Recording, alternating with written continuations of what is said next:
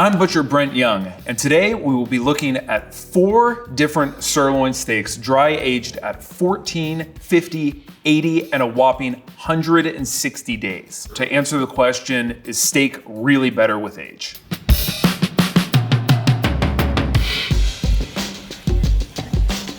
So this is a 14-day aged sirloin, what we consider fresh meat. To first talk about its appearance, at 14 days, you see doesn't have any crust on it, nice dark red color to the meat, and it is still pliable. It just looks like really nice, healthy beef. Here we have a 50-day dry aged sirloin. There's a hard exterior because a pellicle has formed. That hard exterior from rotating air around the piece of meat in the refrigerator, it's just drying out the outside. Really dark, almost leathery in actual appearance. It has really hardened to a point where you can actually knock on it. The fat still looks really clean. We don't see any black, red, or green molds. That's a good thing. You want to be super careful that you're actually not eating any bad molds. 80-day dry aged steak. We see on the outside that there is some mold that's developed, which is called thymidium. Thymidium growth is cool in that we know that it's imparting more flavor. It's even harder than it was before. The main difference between the 80 and the 50 is really the water loss. You can just feel that this is a lot harder. Here we got 160 days.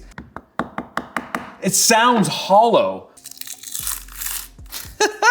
This is just the little bit of kidney fat that's left over. We have even further thymidium growth. We can see that it's even a little whiskery. We still don't see any like blue, black, green molds, anything that looks dangerous. Compared to the 80-day, we can see that there is a drastic difference. There's more mold formation, there's even more water loss. This is about as far as we can take a steak to see, is it better with dry age? I'm super excited to cut into this because ultimately we really don't know what it's gonna look like on the inside. First of all, it smells very clean. It smells minerally, it smells irony. Nice, clean, fresh. This is freaking exciting.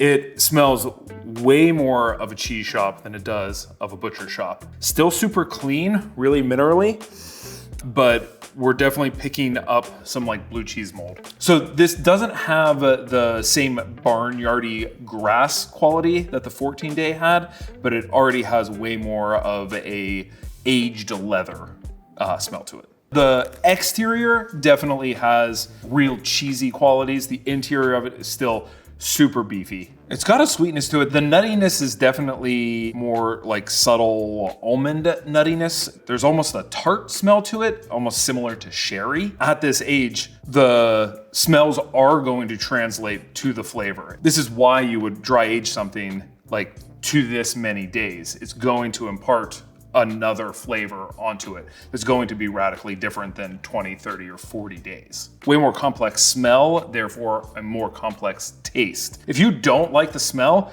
you're probably not gonna like the way that it actually tastes. It's crazy. It's funny because there's no nice words to actually describe this because it smells like perspiration. It smells like sex. Like, it smells like sex. It smells so meaty, so beefy, yet with all of the like super umami driven flavors of blue cheese, of aged ham, of leather. Like, I am definitely the most excited about this 160 day. I was a little skeptical at first, I will admit it, but I think this is gonna be an amazing steak that I am super excited to cook. I'm just gonna take a moment with this beauty.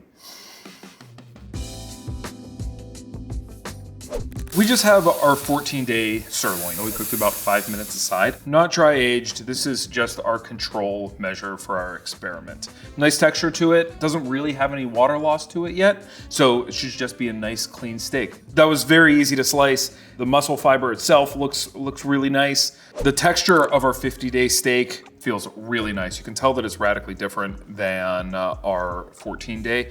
You can tell that it's just not holding the same amount of moisture that a younger steak is. It has more structure. It's been lifting some weights.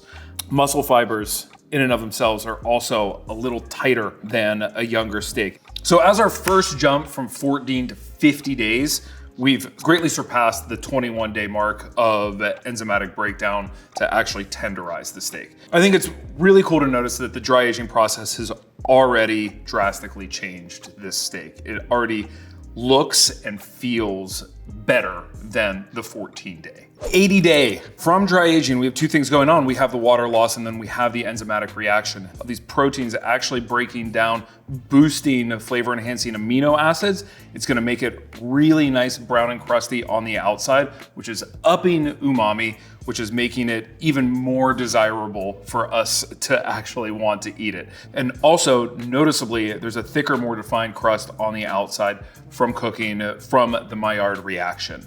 Looks fantastic. The fat looks perfectly rendered. It just looks like a really, really nice steak. So even with the water loss, we still have a super juicy steak.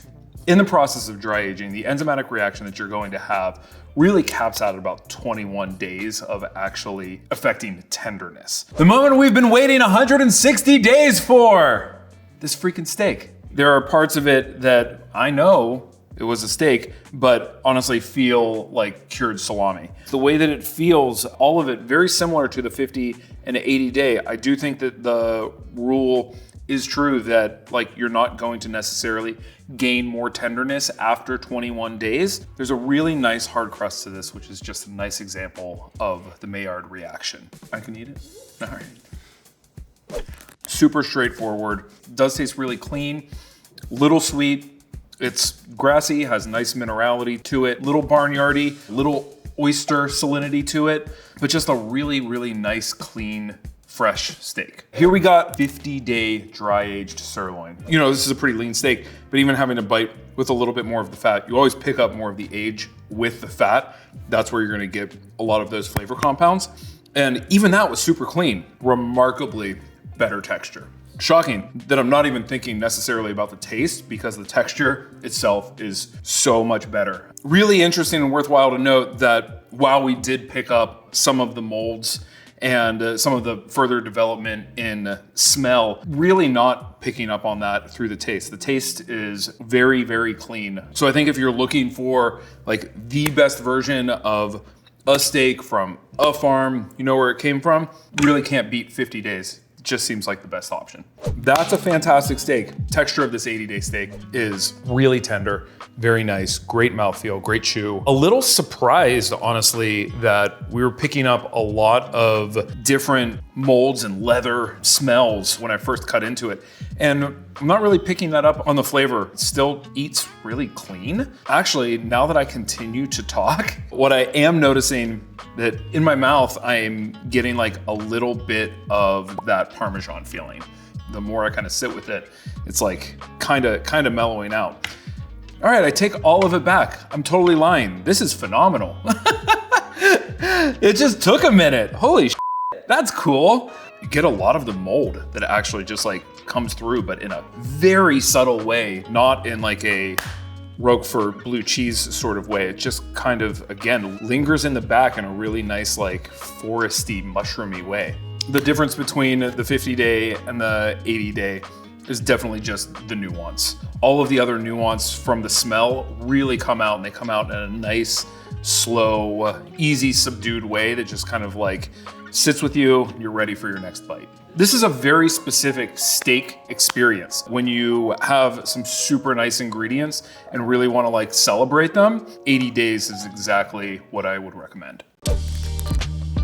That is truly a dramatic transformation. This more resembles a washed rind cheese than it does any of the blue notes that we picked up before, any of the molds that we picked up before. This is actually really subtle. The beefiness in and of itself, it actually feels like it's dialed down a little bit, and everything else is actually like melded together in a really subtle way. I thought it was gonna be way more punchy, way more in your face. Quite frankly, it's not. All of the nuance is just in all of these little undertones that are just lingering in your mouth. It's a subtle Sunday afternoon sort of experience that you really want to take your time with. You can tell that's still rare. It tastes super juicy. It doesn't have a lot of juice coming out of it, but the texture itself slices and eats more similar to an aged ham